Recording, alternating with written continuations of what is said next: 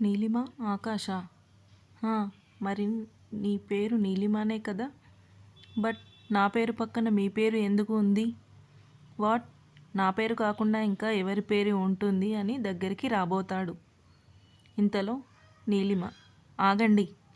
పరాయి స్త్రీతో మీరు ఇలా మాట్లాడకూడదు సీనియర్. ఏంటి పరాయి స్త్రీయా? ఎవరు పరాయి? మీరు.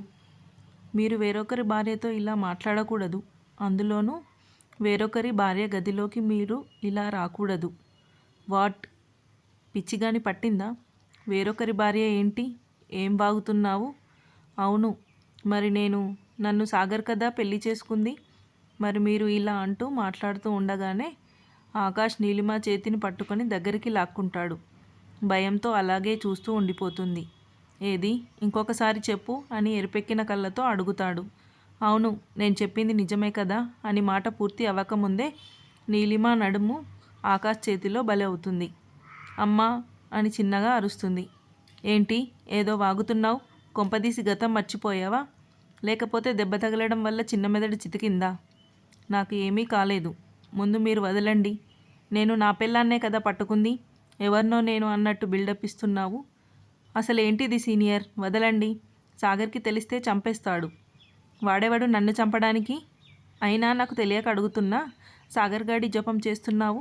వాడితో పెళ్లి జరగాలి అని కోరుకున్నావా ఏంటి? అలా కాకుండా నాతో పెళ్లి జరిగిందని బాధపడుతున్నావా ఏంటి అని గట్టిగా అరుస్తుంది కళ్ళు పెద్దవి చేసుకొని. ఎస్, నీ మెడలో తాళి కట్టింది నేను. ఇంకా సాగర్ గాడిని మర్చిపో. అయినా మన పెళ్ళి జరిగింది కదా. అసలు ఏమీ తెలియనట్లు మాట్లాడుతున్నావు. అవునులే, నువ్వు ఆ టైంలో స్పృహలో లేవు కదా, మర్చిపోయా. సరే, అయిపోయిందేదో అయిపోయింది. ఇంకా పడుకో. ఈ ఆలోచనలతో మన నీలిమ సతమవుతూ ఉంటే మన హీరో మాత్రం అనుకుంది జరుగుతుంది అని ఆనందపడుతున్నాడు. అసలు ఇంతకీ మన ఆకాష్ నీలిమని ఎందుకు పెళ్లి చేసుకున్నాడు? అసలు తనని పెళ్లి చేసుకోవడానికి కారణం ఏంటి? ఇంతలో నిద్రలోకి జారుకుంటుంది నీలిమ. వెచ్చటి సూర్యకిరణాలు మొహం మీద పడగానే నీలిమ నిద్రలేస్తుంది. కళ్ళు తెరచి చూస్తుంది, కానీ ఎందుకో ఒక్కసారిగా కళ్ళల్లో నీళ్లు తిరుగుతాయి. వాటిని అదుపు చేసుకొని వాష్రూంలోకి వెళ్తుంది. బయటకు వచ్చి అద్దం ముందు నిల్చొని తాళి పట్టుకొని ఆలోచిస్తూ ఉంటుంది. ఎలా ఉండే తన జీవితం ఎలా అయింది అని చూసుకుంటూ తనలో తానే అనుకుంటుంది. ఇంతలో బెడ్ పక్కన ఉన్న ఆకాష్ ఫోటో చూసి అలాగే ఉండిపోతుంది. అలా చూస్తూ తనలో తానే నవ్వుకుంటుంది. ఆ ఫోటోని చూస్తూ సంతోషంగా హత్తుకుంటుంది. తాను ప్రేమించిన వ్యక్తితో తన పెళ్లి జరిగినందుకు సంతోషంగా ఉంది. కానీ ఇంతలో మరో ఆలోచన. అసలు ఆకాష్ తనని పెళ్లి చేసుకోవడం ఏంటి? అసలు ప్రేరణ ఏమైంది? తను చూస్తూ ఎలా ఊరుకుంది? అసలు మా పెళ్లి గురించి తనకి తెలుసా లేదా? అసలు ప్రేరణ ఎక్కడ ఉంది అని ఆలోచిస్తూ ఉంటుంది. మళ్ళీ ఇంతలోనే బాధ. అసలు తను ఏమైపోయింది? అసలు ఈ ప్రేరణ అనే అజ్ఞాత వ్యక్తి ఎవరు అనేగా మీ డౌట్. నీలిమ కూడా అదే ఆలోచిస్తూ ఫ్లాష్ బ్యాక్లోకి వెళ్తుంది. మనం కూడా వెళదాం రండి. బుధవారం రాత్రి 10 గంటల సమయం. ఒక అమానుష రోడ్డులో బీభత్సమైన వర్షం. అదే సమయంలో ఎవరూ లేని రోడ్డులో ఒక్కతే నడుచుకుంటూ వస్తుంది. ఆ రోడ్ మీద తాను తప్ప ఎవరూ లేరు. ఏవో కొన్ని చిన్న చిన్న బండ్లు వెళ్తున్నాయి. అదే సమయంలో అక్కడికి వచ్చి ఆగుతుంది ఒక వ్యాన్. ఆ వ్యాన్లో ఉన్న వ్యక్తి నీలిమ ముందుకు వచ్చి ఆగుతాడు. అవేమీ పట్టించుకునే స్థితిలో లేదు నీలిమ. తనని తప్పించుకొని పక్కకు జరుగుతుంది. ఇంతలో ఎవరు ఒకరు దిగి ఫోటో తీస్తారు. ఎవరు అని చూసేలోపు ఇంకో వ్యక్తి ఎవరో లేడీతో మాట్లాడుతున్నాడు. అక్క, ఎలా ఉంది చెప్పు అని అడుగుతాడు. నీలిమ ఏమీ మాట్లాడకుండా అయోమయంగా చూస్తుంది. అంతలో ఒక 5గురు లేచి నీలిమ ముందు నించుంటారు. నీలిమకి ఏమీ అర్థం కాక ఆశ్చర్యంతో చూస్తుంది. అంతలో వాళ్ళు నీలిమను కారులో ఎక్కించి కూర్చోబెడతారు బలవంతంగా. భయంతో బిగుసుకుపోతుంది నీలిమ. అదే టైంలో కారు స్టార్ట్ చేయమని ఒక వ్యక్తి చెప్పడంతో కారు స్టార్ట్ అవుతుంది. అలా నీలిమ భయంతో విడిపించుకోవడానికి చూస్తూ ఉండడంతో ఆ పెనుగులాటలో చీకటిలో కారు ఒక బండిని గుద్దుతుంది. కారు తగిలి ఆ వ్యక్తి కింద పడతాడు. నీలిమ వల్ల డ్రైవర్ కారు అదుపు తప్పి బండిని గుద్దడం వల్ల ఒక రౌడీ నీలిమాని కొడతాడు. ఇంకో వ్యక్తి నీలిమాకి ఇంజెక్షన్ ఇవ్వడం వల్ల స్పృహ తప్పుతుంది. ఆకాష్కి కోపం ముక్కు మీద ఉండటం వల్ల వాళ్ళని కొట్టడానికి వెళ్తాడు. కానీ వాళ్ళు సారీ చెప్పడంతో ఆగిపోతాడు. నీలిమాని గమనించిన ఆకాష్ బైక్ స్టార్ట్ చేసి వెళ్ళిపోతాడు. రౌడీలు కూడా అక్కడి నుంచి స్టార్ట్ అవుతారు. ఆ రౌడీలో ఒక రౌడీ నీలిమాని చూస్తూ ఉంటాడు. మరొక రౌడీ ఏంటిరా దాన్ని అలాగే చూస్తూ ఉన్నావు అని అడుగుతాడు. చూడడం తప్ప ఏమి చేయగలమన్నా, ఇది ఎలాగో స్పృహలో లేదు, అందులో మనకి వాతావరణం చల్లగా అనుకూలంగా ఉంది అంటాడు. నువ్వు అను, ఈరోజు దీనితో మన పని కానిద్దాం, ఇది సుఖపడుతుంది, మనల్ని సుఖపెడుతుంది, ఏమంటావు? అరే ఎంతైనా ఆడపిల్లరా, వద్దు అంటాడు శక్తి, ఆ రౌడీలకి హెడ్. నాకు ఎందుకు, తనని చూస్తూ ఉంటే దగ్గరి సంబంధంలో అనిపిస్తుంది, వదిలేయండి అంటాడు.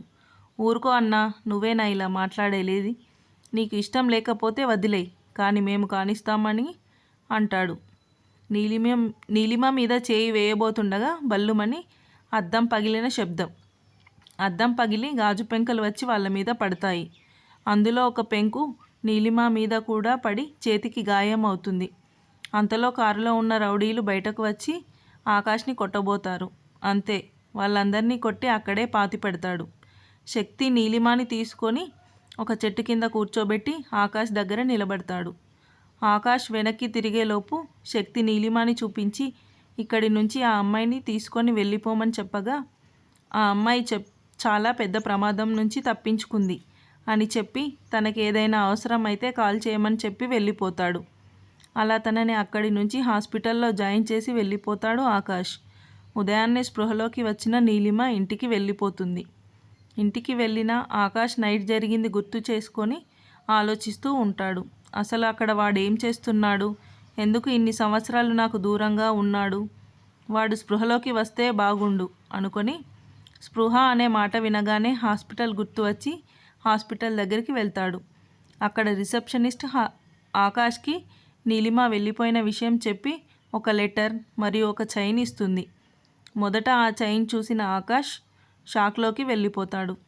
తర్వాత ఆకాష్ ఆ లెటర్ చదవడంతో అందులో ఇలా ఉంటుంది: నాకు ప్రాణభిక్ష పెట్టి నా ప్రాణాలు కాపాడిన మీకు నా కృతజ్ఞతలు. మీరెవరో తెలియకపోయినా మీరు నన్ను కాపాడారు కాబట్టి మీరు మంచివారు అని అర్థమైంది.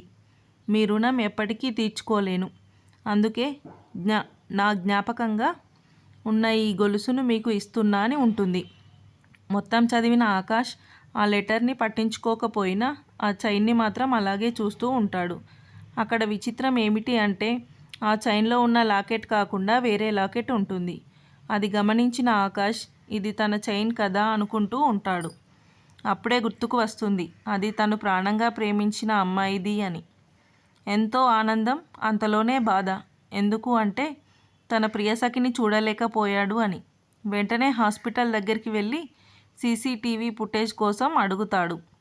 కానీ వాళ్ళు నిరాకరించడంతో వాళ్ళ ముందు చైర్లో కూర్చొని ఎవరికో కాల్ చేస్తాడు. వాళ్ళు డైరెక్ట్గా హాస్పిటల్కి కాల్ చేయడం, అందరూ ఒక్కసారిగా ఆకాష్ దగ్గరికి వచ్చి సెల్యూట్ చేస్తూ సారీ చెప్తారు. తన మొహంలో అదొకలాంటి నవ్వు. కట్ చేస్తే డోర్ బెల్ మోగడంతో బయటకి వెళ్తుంది నీలిమ. డోర్ ఓపెన్ చేయడంతో పాల ప్యాకెట్ తీసుకొని ఇంకా దేనికోసమో వెతుకుతూ ఉండటం వల్ల అప్పుడే బయటకు వచ్చిన శాంతి నీలిమని చూసి ఏంటి అని అడుగుతుంది. అది పేపర్ అని చెప్తుంది తడబడుతూ. పేపర్ దేనికి అని శాంతి అడగడంతో ఏం చెప్పాలో అర్థం కాలేదు తనకి. అయినా పేపర్ ఇక్కడెందుకు ఉంటుందమ్మా, కొట్టులో ఉంటుంది కానీ అని శాంతి అనగానే చురుకుగా చూస్తుంది నీలిమ. దానికి శాంతి భయపడి, అది కాదు అమ్మగారు, ఇంట్లో ఎవరికీ పేపర్ చదివే అలవాటు లేదు. అమ్మ, ఇంకో విషయం ఏంటి అంటే వీళ్ళు పేపర్ వేయించుకోరమ్మా. ఆ మాట వినగానే నీలిమ మొహం వేలాడేస్తుంది. నీలిమ పేపర్ కోసం ఎందుకు అంత తాపత్రయపడుతుందో అర్థం కావడం లేదు శాంతికి. నీలిమ తలదించుకొని మెట్లపైకి ఎక్కుతూ ఉంది. అమ్మా, ఏంటి? నేను ఇంటికి వెళ్ళాలి అమ్మా, మీరు ఒప్పుకుంటే అని నసుగుతుంది శాంతి. తన ఇబ్బంది ఏంటో అర్థం కాకపోయినా తన ఆరాట పడటం చూసి వెళ్ళమని చెబుతుంది. గదిలోకి వెళ్ళి మళ్ళీ గతంలోకి వెళ్తుంది నీలిమ. అమ్మా అమ్మా, ఏంటే? నాకు టైం అవుతుంది, నేను వెళ్ళాలి. మొదటి రోజే కాలేజీకి లేటుగా వెళ్తే అంతే ఇంకా. అబ్బా, ఎందుకే గోల పెడుతున్నావు? టిఫిన్ చేసి వెళ్ళు. టిఫిన్ తిని బయటకి వెళ్ళిపోతుంది నీలిమ. తన కార్ ఒక పెద్ద కార్ ముందు ఆగిపోతుంది. కార్ దిగి కాలేజీలోకి అడుగుపెట్టింది నీలిమ. అక్కడ కారిడార్లోకి వెళ్తుంది. ఇంతలో ఎవరో పిలవడం విని అటువైపు వెళ్తుంది. అక్కడ బండి మీద ఒక 10 మంది అబ్బాయిలు ముందు వెళ్ళి ఆగుతుంది నీలిమ. అప్పుడే రాకేష్ ముందుకు వచ్చి నీలిమని తీక్షణంగా చూస్తూ ఉంటాడు. పెద్ద పెద్ద కళ్ళతో, నేవీ బ్లూ కలర్ టాప్, జీన్స్లో వైట్ కలర్ దుపట్టాతో, నుదిరికి కింద 2 కన్నుల మధ్య చిన్న స్టిక్కర్స్తో చూస్తేనే మతిపోయేవాలి అనిపించే అంత అందంగా ఉన్న నీలిమని ముట్టుకోవడానికి ముందుకు వస్తూ ఉంటాడు.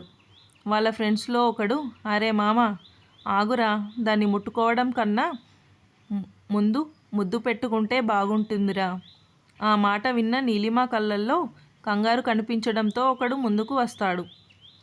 డోంట్ వరీ బేబీ, నేను నిన్ను ఊరికే వదిలేయను. కావలసినంత మనీ ఇస్తాను. కానీ ముద్దుతో పాటు ముచ్చటగా నాతో ఈరోజు గడుపుతావా? పని అయిపోయినాక వదులుతా అనుకుంటున్నావా? నోవే బేబీ, నిన్ను నాతో ఉంచుకుంటా, లైఫ్ లాంగ్ కాదు. నీలిమకి ఏం అర్థం కావడం లేదు. దేవుడా, ఇప్పుడు ఎలాగా? ప్లీజ్ నన్ను వదిలేయండి, నేను వెళ్ళిపోతాను. ఎలా బేబీ? నాకు నిన్ను చూస్తూ ఉంటే నిన్ను వదలాలి అని లేదు. నన్ను ముట్టుకోవద్దు, చంపేస్తా అంటూ గట్టిగా అరిచింది నీలిమ. ఆ మాటలకి ఒక విధంగా షాక్ అవుతారు అందరూ. అంతలోనే, లేని ధైర్యం చూపించకు బంగారం, టైం వేస్ట్ చేయకు, రా అంటూ ముందుకి వస్తున్నాడు ఒకడు. ఇంతలో నీలిమ కన్నులు ఎవరికోసమో వెతుకుతున్నాయి. అంతలోనే ముందుకు తిరిగిన నీలిమకి దగ్గరగా వచ్చాడు ఒకతను. ఎవరో తనకి భయం వేసి వెనక్కి అడుగులు వేస్తూ ముందుకు వెళ్తున్న నీలిమ వెనుదిరిగి పరిగెత్తేలోపు వాళ్ళు తనని రౌండప్ చేయడం వల్ల బిక్కచచ్చిపోయింది. అప్పుడే అక్కడికి ఒక వ్యక్తి వచ్చాడు. కానీ ఎవరి పనిలో వాళ్ళు ఉన్నారు.